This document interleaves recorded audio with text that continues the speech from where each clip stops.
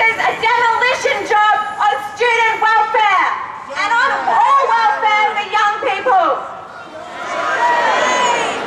This budget scrubs student startup scholarships. It makes New Start and youth allowance harder to get. It punishes students for being poor. It punishes students for being unemployed. Shame on pride. And we're out here today to put a stop to this budget, not only for students, but for everyone, for every section of the community that this budget savages. We're out here today to demand that this budget be blocked. And we will keep on fighting until we see it dead and buried. They have money to lock up refugees. They have money for fighter jets. And they have money to line their pockets. They have money to spend on $50,000 taxpayer-funded corporate dinners for themselves. This is a budget. This is a budget for the 1%, for the Liberal Party ministers who are some of the richest in Australia, and for their mates in the 1%. This is a budget for CEOs who currently earn 154 times the minimum wage in this country. And they've been celebrating ever since they handed down this budget. But one of the reasons they started celebrating is because they thought we would go quietly. Joe Hockey danced around his office, singing and dancing to the song The Best Day of My Life on budget night, because he thought we wouldn't put up a fight. He thought we'd go quietly, but we're not going to. We are going to fight this budget tooth and nail. So we need to keep on coming out and protesting, and we demand no fee increases. We demand no education cuts. We demand the resignation of Christopher Pyne, and we demand that this government be gotten rid of. And we demand free education and free healthcare for that matter. We've heard about the attacks on workers. We've heard about the attacks on pensioners, the elderly, single parents, people with disabilities. We've heard about the attacks on unions. And we who are in the union movement recognise for a long time what is behind this budget. And that is that an attack on one is an attack on every one of us.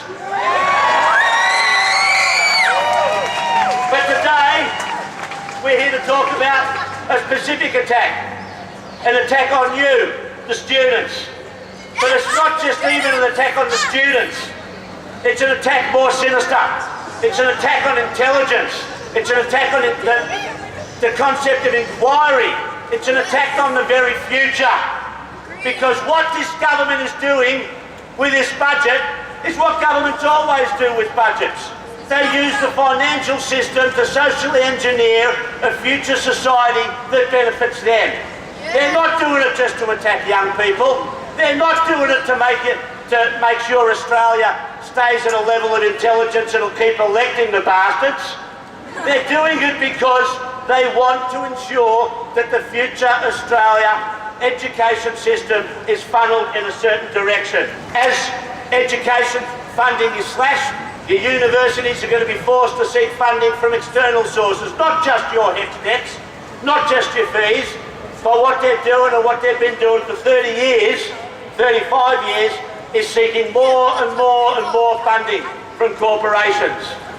And as the corporations are needed to fund projects in universities, it's going to be the corporations who decide what courses, what disciplines are going to be open to you. Now, do you think corporations are going to fund courses in Indigenous studies, women's studies, into climate change, into environmental repair? You think they're going to fund research into the humanities? No, because these fuckers have none. They have no humanity. It's what they're shown us by this budget.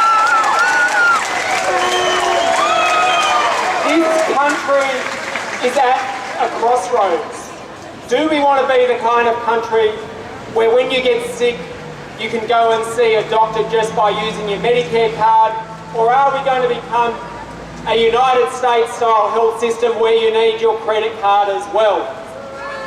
Do we want to be a country where if you work hard all your life, when you reach the end of it, you are entitled to retire with dignity and not live in poverty? Or are we going to make people work until they drop and have to go on phone sex lines in order to just get by? And do we want to be a country where everyone has the right to go to university no matter how much your parents earn? Because what we are seeing is Tony Abbott and his associates, who have had the benefit of a free education, now turning around like hypocrites and pulling up the ladder behind them and saying a big stuff you to the rest of this country. Well, we won't have a part of it. Because the thing is, the money is there for us all to lead a good life. At the moment, we're spending $2 billion a year alone just so that the likes of Gina Reinhardt can have cheap diesel fuel for their trucks. Well, I don't want to be in a country where we give Gina Reinhardt cheap petrol, but a student can't go to university because their parents are working class. And that's what we're But there is some good news. There is some good news. If the Greens, the Labor Party and the Palmer Party work together, we can make sure these changes never see the light of day. And if we hold our nerve, we can send Tony Abbott back to where he came from and have a new Prime Minister by Christmas. Since I started my degree, all I've seen are attacks on my education. Within my first semester at La Trobe, both my majors have been cut. Since then, all I have seen is cuts to federal funding and, of course, this year, the budget. It's bullshit. We know this budget is a direct attack on students, and it is targeting, as worse, low SES students, regional students and disadvantaged students. We also know that Pine, Hockney and Abbott are avoiding coming to universities and avoiding students. Well, what a shame. They can't even face us. They can ignore us once, but they can not ignore us again and again and again. We need to come out active, because students are active and they are angry. Now, you could probably be forgiven for thinking that what we've seen in this budget is actually the beginning of an intergenerational war, as those who were fortunate enough to get free education take away the opportunity for a decent free education, or even an affordable education, from the rest of us. All of those people in the Liberal Party, all of those in Canberra today, or the vast majority of them, benefited from free education. And they're imposing draconian, incredible increases on fees on you and all the rest of the students and students to come in this country. It's a disgrace. You might also think it's an intergenerational war because of the attacks on unemployment benefits for young people, so that somehow unemployment people can subsist on nothing for 6 months, young people. I'm not sure how that's possible. You could then believe that it was an intergenerational war of the older people against the younger. But that would be a mistake to think that, because earlier today, as Adam said, we had a rally here, a very substantial rally of pensioners, and we know how badly they are being attacked by this government. So what in fact we are undergoing, what we are experiencing, is not an intergenerational war. It's simply a war of the rich against the rest of us.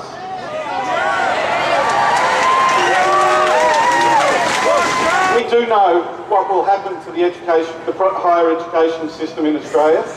There's no mystery about what the introduction of contestability of funding, so that the private operators get a whole lot of money and that students have to pay a whole lot more. There's no mystery about that. The experiment has already been carried out in the TAFE system in Victoria by the Napthine government.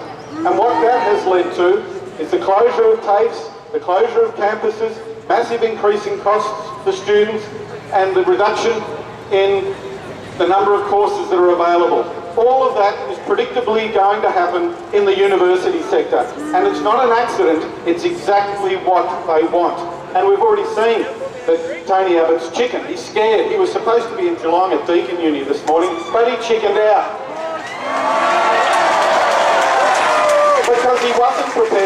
confront the students there who would have questions about why they have to pay so much for their education. I stand with you, our union stands with you in fighting that until the end, and we will win. Last night, I had the pleasure of seeing Christopher Pine snivelling on Lateline about how him and Tony Abbott would so unfortunately be forced to cancel their trip out to Deakin Uni because they were just a little bit afraid that they might be met with resistance by student protesters. Every single time you come out to attack students, we are going to be there to respond.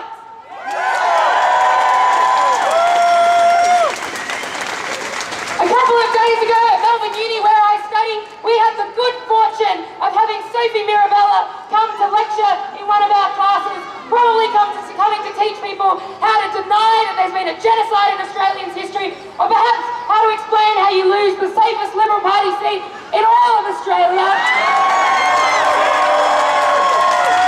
Because it's pretty clear that racist, anti-working class scumbags like her have nothing else to offer society except to be a focal point for our criticism and our protests. Because by and large, they've probably only met one of us before when we've been handing them a $3,000 bottle of Grange, or when they've caught a little glimpse of us out of a limousine window. So I think all of this has to be an argument why today cannot just be one demonstration. We cannot sit back and wait for the Labor Party or the Greens to take a stand against these cuts. It was the Labor Party who laid the basis for this cut. We are going to need to come out and keep mobilising, keep saying that we will keep fighting until the cuts to education are scrapped in their entirety.